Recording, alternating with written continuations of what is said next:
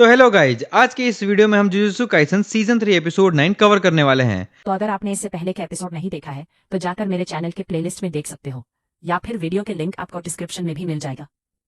Start करने से पहले आप लोग फटाफट से वीडियो को लाइक और चैनल को सब्सक्राइब कर लो, क्योंकि आज का एपिसोड काफी मजेदार होने वाला है, जिसमें हमें यूजी वर्सेस हिग्रोमा का पूरा फाइट देखने को मिलता है।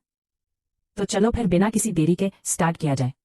लास्ट एपिसोड में हमने देखा था कि हजी हगुमा से मिलने गया था और वो हगुमा से नेगोशिएट करके न्यू रूल ऐड करवाने की कोशिश करता है, बट हिग्रोमा साफ मना कर देता है और सीधा अपना डोमेन खोल देता है, जिसका नाम डेडली सेंटेंसिंग होता है।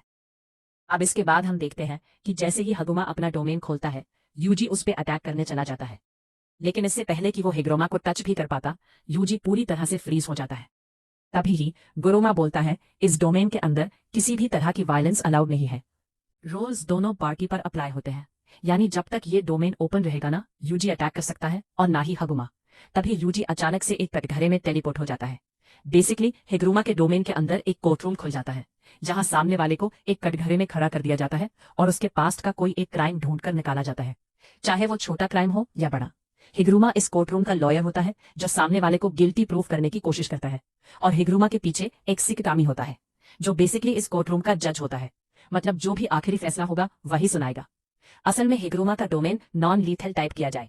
लास्ट एपिसोड में हमने देखा था कि हजी हगुमा से मिलने गया था और वो हगुमा से नेगोशिएट करके न्यू रूल ऐड करवाने की कोशिश करता है, बट हिग्रोमा साफ मना कर देता है और सीधा अपना डोमेन खोल देता है, जिसका नाम डेडली सेंटेंसिंग होता है।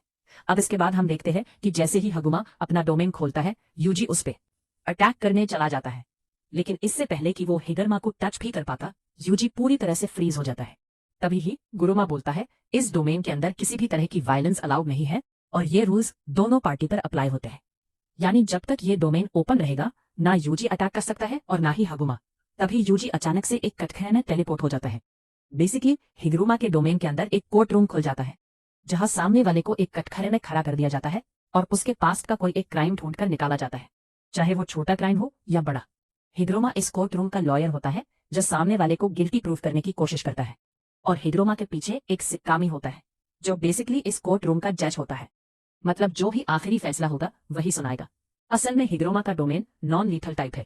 बेसिकली डोमेन दो टाइप के होते हैं, पहला होता है लीथल डोमेन और दूसरा होता है नॉन लीथल डोमेन। अटैक्स वो होते हैं जिसके अंदर तुम्हारे अटैक्स 100% सामने वाले को लगते ही लगते हैं, जैसे गोजू और सुगना का डोमेन। और नॉन लीथल वो होता है जिसमें तुम्हें कुछ रूल फॉलो करने पड़ते हैं, जैसे हगुमा के डोमेन में यूजी पर कार्रवाई चलेगी, और अगर यूजी किसी भी क्राइम में गिल्टी प्रूफ हो गया तो उसके ऊपर एक्शन लिया जाएगा।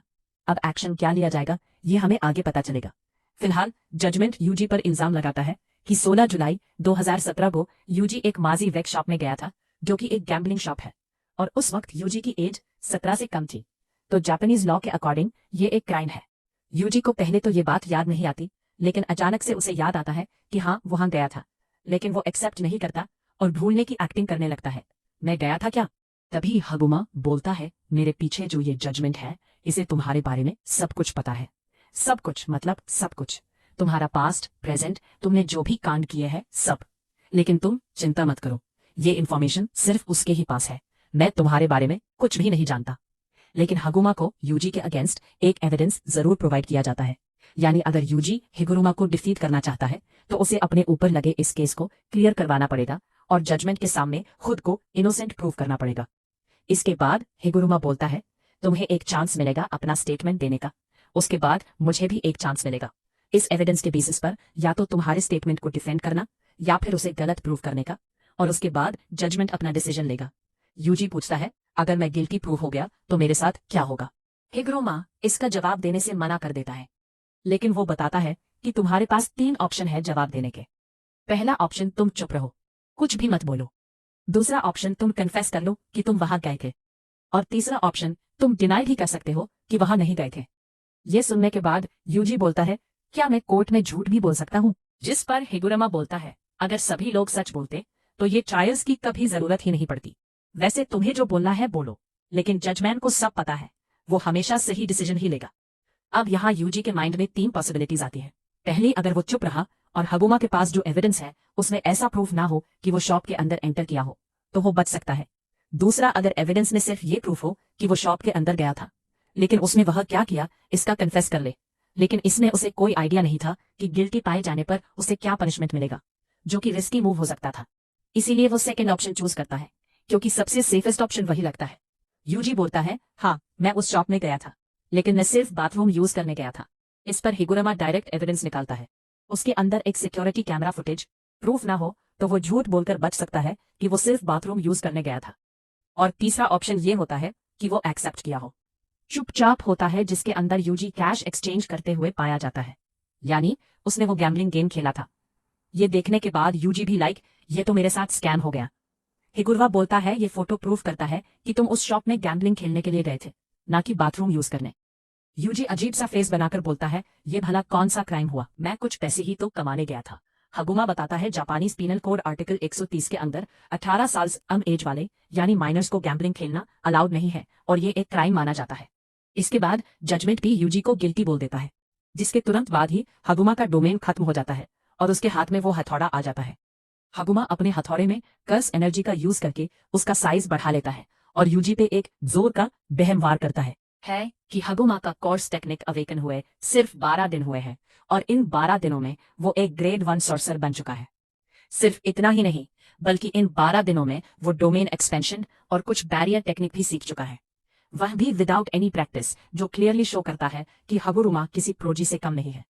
और दूसरी साइड है हमारा यूजी, जिसकी करंटली कर्स एनर्जी भी सील हो रखी है, लेकिन फिर भी वो हिगरमा को टक्कर दे रहा था। हिगरमा लगातार उस पे अटैक किए जा रहा था, लेकिन यूजी किसी तरह से सारे अटैक्स डज किए जा रहा था। ये देख करके हिगरमा भी हैरान हो जाता है, क्योंकि उसने अब तक जितने भी सॉर्सर से फाइट किया था वो सब अपनी कर्स टेक्निक पर ज्यादा रिलाई करते थे, और एक बार अगर उनकी कर्स एनर्जी सील हो जाए तो वो उसके बिना कुछ भी नहीं कर पाते। इसी वजह से हिगरमा अब तक अपनी सारी फाइट्स काफी इजीली जीतते आया है। लेकिन यूजी ही एक ऐसा सॉर्सर है जो बिना कर्स एनर्जी के भी इतनी देर तक टिक पाया कि यूजी की ड्यूरेबिलिटी काफी ज्यादा है, और अगर वो केयरफुल नहीं रहा तो वो इस फाइट को हार भी सकता है।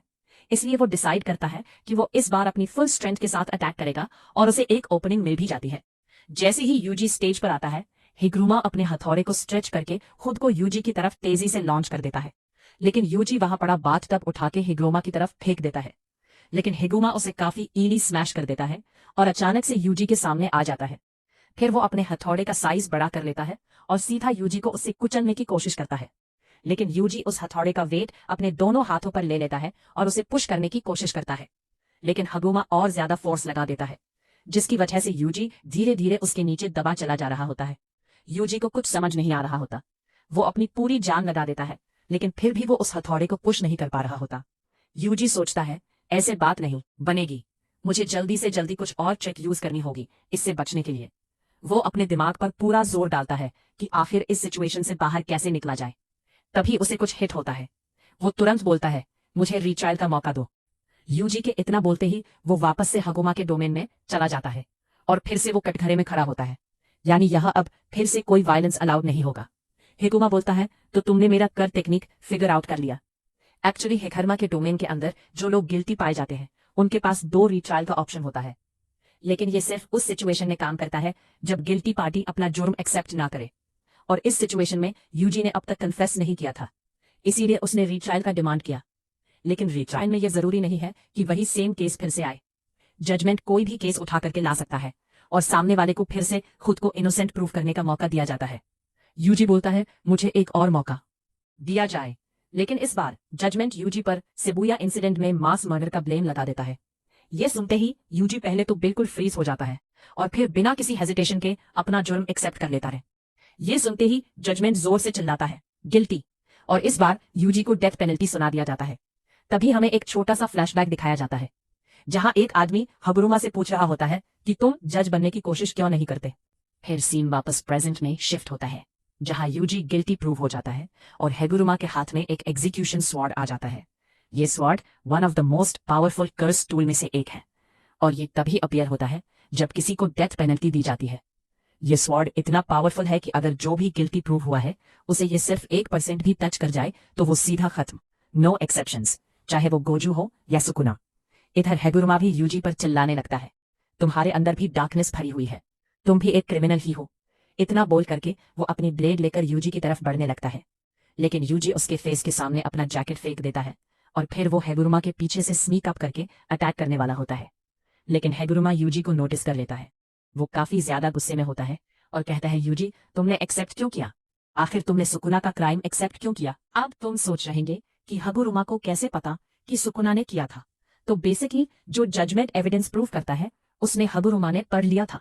उसमें क्लियरली एविडेंस था कि यूजी के अंदर सुकुना नाम का एक डीमन है जिसने उसकी बॉडी को कंट्रोल करके ये सब किया था। इधर हिगुरुमा यूजी पर अपनी ब्लेड से अटैक करने वाला था, लेकिन लास्ट मोमेंट पर वो गिल्टी फील करता है और ब्लेड को गायब कर देता है। और तभी यूजी का पंच हगुरुमा को लग जाता है। वो दूर जा गिरता है, लेकिन मार खाने के बाद भी हगुरुमा यूजी से फिर से पूछता है, तुमने ये क्राइम एक्सेप्ट क्यों किया? यह तुम्हारी गलती नहीं थी। उस दिन सुकुना ने तुम्हारी बॉडी पर कंट्रोल किया था। तुम इनोसेंट हो। लेकिन यूजी बोलता है, फिर भी यह मेरी गलती है। यह मेरी गलती है कि मैं वीक था, इसीलिए सुकुना मेरी बॉडी को कंट्रोल कर पाया। इसके बाद फाइनली दोनों शांत हो जाते हैं और ढंग से बात करने का डिसाइड करते हैं। हिगुरुमा सबसे पहले पूछता है, क्या तुमने कभी किसी को किल किया है? यूजी जवाब देता है, हाँ। जिस पर हिगुरुमा बोलता है, मैं समझ सकता हूँ, यह बहुत ज्यादा बुरा फील होता है ना? और इसी के साथ यह एपिसोड यहीं पर खत्म हो जाता है। अब नेक्स्ट पार्ट में हमें मैग्मी वर्सेस रेजी का बैटल देखने को मिलेगा, क्योंकि अगर आपको याद हो तो उस लड़की ने मैग्मी को धोखा देकर एक एंशिएंट सोचर के पास लेकर चली गई थी। वो फाइट भी काफी मजेदार होने वाला है। तो मेक श्योर अगर आपने सब्सक्राइब नहीं किया हो तो कर लो ताकि मिस ना हो जाए। बाकी अगर यह एपिसोड देखकर मजा आया हो तो लाइक, कमेंट, सब्सक्राइब करना मत भूलना। फिलहाल आज के लिए इतना ही। मिलते हैं नेक्स्ट वीडियो।